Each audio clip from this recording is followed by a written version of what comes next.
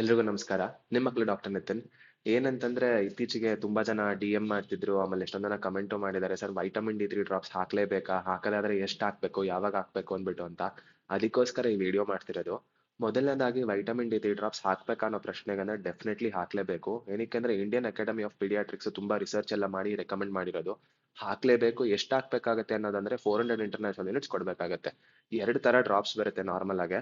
ಒಂದು 1 ml contains 400 international units, ಇನ್ನೊಂದು 1 ml contains 800 international units.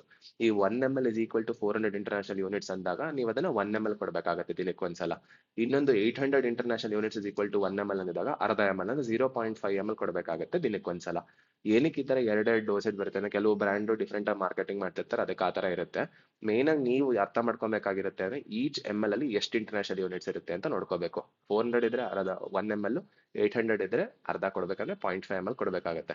ಎಲ್ಲಿ ತನಕ ಕೊಡಬೇಕು? 1 ವರ್ಷದ ತನಕ ಕಂಪಲ್ಸರಿ ಕೊಡ್ಲೇಬೇಕಾಗತ್ತೆ.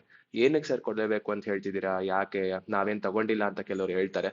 ಸರ್ ಆ ತರ ಅಂತಂತಲ್ಲ, ಕೊಡ್ಲೇಬೇಕು. ಏನಕ್ಕೆ ಕೊಡ್ಬೇಕು ಅಂತ ಹೇಳ್ತೀರಾ ಅಂತಂದ್ರೆ ಮಗು ಮುಂದೆ ಮೂಳೆ ಏನಾರು ಸ್ವಲ್ಪ ಏನಂತ ಫ್ರಾಕ್ಚರ್ ತುಂಬಾ ಪ್ರೋನ್ ಆಗೋದು, ಅಥವಾ ಮಗು ಬೇಗ ಅಂದ್ರೆ ನಡೆಯೋದು ವಿಷಯದಲ್ಲಿ ಇದೆಲ್ಲದಕ್ಕೂ ಪ್ರಾಬ್ಲಮ್ ಬರ್ಬೋದು, ಬಂದೇ ಬರುತ್ತೆ, ಎಲ್ಲರಿಗೂ ಇಲ್ಲ ಅಂತಂತಲ್ಲ. ಎಷ್ಟೊಂದ್ ಜನ ತಾಯಂದಿರಿಗೆ ಆ ವೈಟಮಿನ್ D ಡಿಫಿಷಿಯನ್ಸಿ ಇದ್ದಾಗ ಮಗುಗೂ ಅಕ್ವೈರ್ಡ್ ಡಿಫಿಷಿಯನ್ಸಿ ಬಂದ್ಬಿಡುತ್ತೆ D3ದು.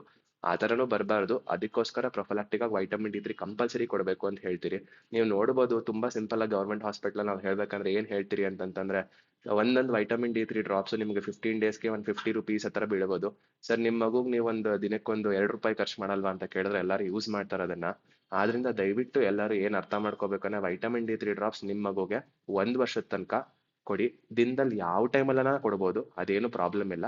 ದಿನಕ್ಕೆ ಒಂದ್ಸಲ ಅಂತೂ 400 ಇಂಟರ್ನ್ಯಾಷನಲ್ ಯೂನಿಟ್ಸ್ ಕೊಟ್ಟು ನಿಮ್ಮ ಮಗು ಆರೋಗ್ಯ ಕಾಪಾಡ್ಕೊಳ್ಳಿ. ಧನ್ಯವಾದ.